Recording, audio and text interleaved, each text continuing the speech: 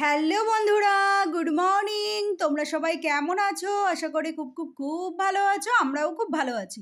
মিঠু পিন্টুর পরিবার থেকে তোমাদের সবাইকে অনেক অনেক ভালোবাসা। তো বন্ধুরা, চলে আসলাম নতুন একটা দিন নিয়ে, নতুন একটা ভিডিও নিয়ে। তো চলো বন্ধুরা, সকাল থেকে দিনটা শুরু করা যাক। আর দেখো, সকাল সকাল পার্সেল চলে এসছে। অনলাইনে অর্ডার দিয়েছিলাম। এই দেখো, একটা কি সুন্দর ধূপদানি। তো ছোট ছোট ধূপও অর্ডার দিয়েছি, তো সেইটা না ভিডিও করা হয়নি। সেটা খোলা হয়ে গেছে প্যাকেটটা, তোমাদের কোনো একদিন আমি দেখিয়ে দেব।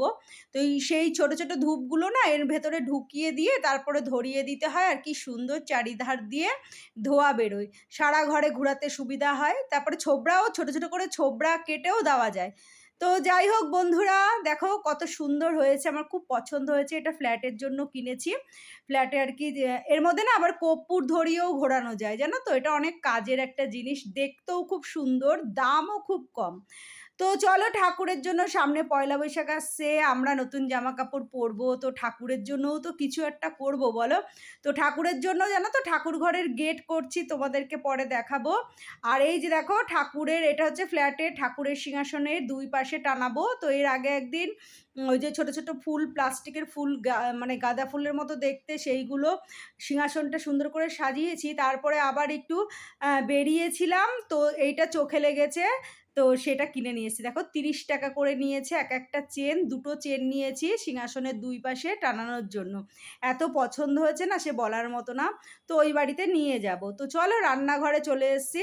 এসে দেখো, এখানে ঢ্যাঁড়স আর আলু দিয়ে ভাজছি। আলুটা ভেজে তুলে রেখেছি, এবার ঢ্যাঁড়সটা ভাজছি, তারপর আলুটা ফেলে দেবো, দিয়ে তারপরে একসাথে গিয়ে একটু সামান্য চিনি দেবো, দিয়ে ভাজবো। আর এখানে দেখো, পুঁটির কলমি শাক, এখানে পিন্টুদা বাজার নিয়ে এসছে। তো বাজারটা নামাবো। তো চলো আগে একটু কাজ করে নিই, তারপরে নামাবো।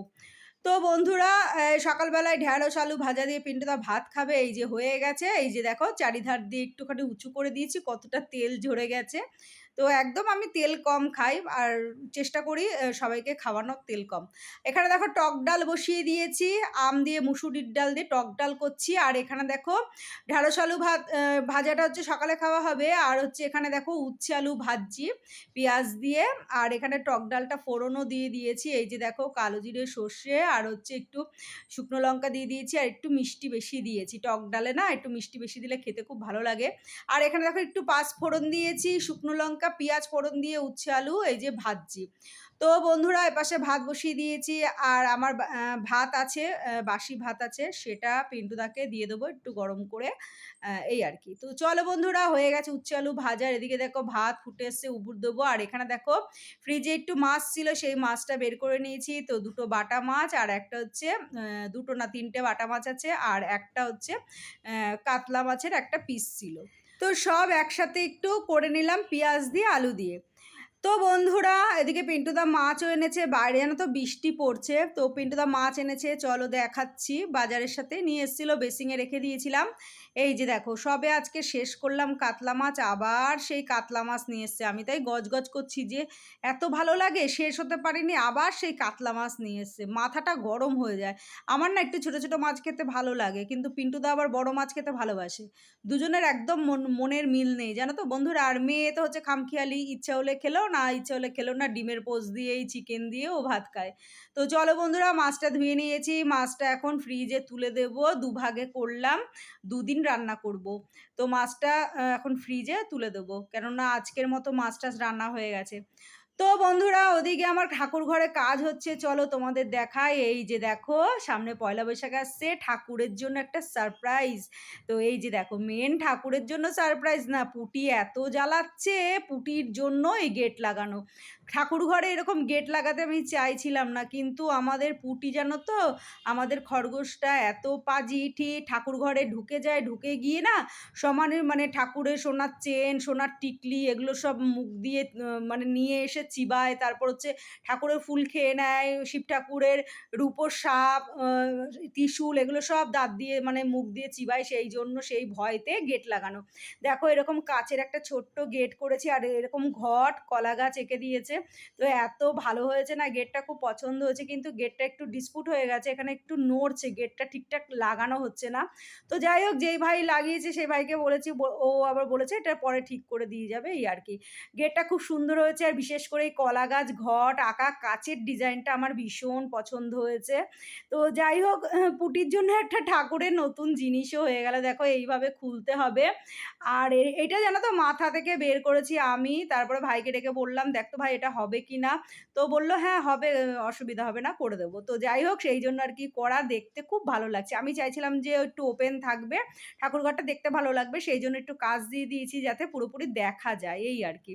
খুব পছন্দ হয়েছে গেটটা, আর এইভাবে একটা লক করে দিয়েছি। এই যে দেখো এরকম লক দিয়ে দিলে পুটি আর ঢুকতে পারবে না, কিছুই খেতে পারবে না। জানো তো দেশলাই কাঠি, তেঁতুল, ঠাকুরের বাসন মাজা সব খেয়ে পুটি ভাগ করে দিচ্ছে। তো এই আরকি। তো বন্ধুরা গুড ইভিনিং, চলে আসলাম।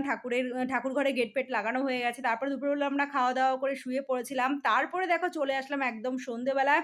এই যে সন্ধ্যেবেলায় নিয়ে নিয়েছি দেখো চা আর হচ্ছে একটা চিপসের প্যাকেট।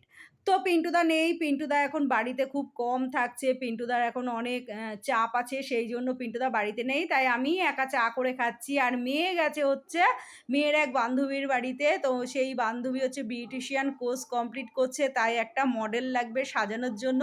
সেইজন্য মেয়ে গেছে। তো আমার চা খাওয়া হয়ে গেছে। আর দেখো বলতে, বলতে মেয়ে চলেও এসেছে। এই যে দেখো ভূত হয়ে এসেছে মেকআপ-টেকআপ মেখে। আমি বলছি, "তাড়াতাড়ি মুখ-টুখ ধো।" শাড়ি পরে একটা ওর আরকি করেছিল। ওকে একটু সাজিয়েছে এই আরকি। তো বন্ধুরা মেয়ে ওদিকে ফ্রেশ হয়ে ঘরে বসে একটু ফোন ঘাঁটছে আর পুটিকে নিয়ে খেলা করছে। তারপরে আমি চলে আসলাম রান্নাঘরে। এসে দেখো বড়, বড় করে আলু কেটে চিকেনের ঝোল রান্না করছি। তো আমাদের রাতে প্রায় দিনই আলু দিয়ে চিকেনের ঝোলটা হয়। আর তা না হলে ডিমের ঝোল হয় বা ডিমের অমলেট হয়।